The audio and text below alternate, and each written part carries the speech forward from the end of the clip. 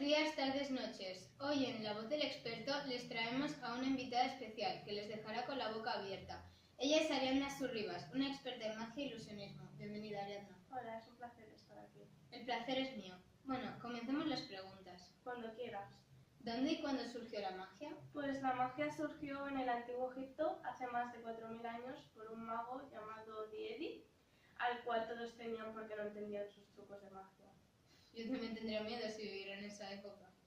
¿Pero qué tipo de magia hacía? ¿Cuáles eran sus trucos? Pues siempre hacía trucos cortándole la cabeza a un animal, un conejo, un pavo, y después los volvía a unir dejándolos de una sola pieza e intactos. Es algo extraño. ¿Y qué tipos de magia hay? Pues depende de la escena, si es en la calle o en un escenario.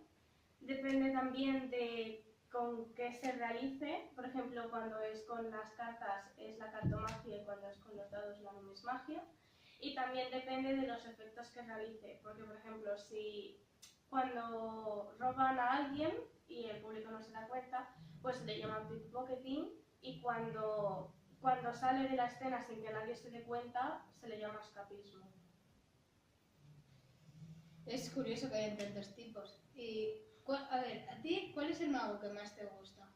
Harry Houdini, sin ninguna duda. ¿Y por qué le admira tanto? Porque fue un gran escapista y dedicó la magia hasta el fin de sus días. Le encantaba, era apasionante lo que hacía. Es que la magia es increíble. Bueno, se nos ha echado el tiempo encima. Ha sido una entrevista muy interesante. Gracias por venir a nuestro programa. De nada, a ti por invitarme.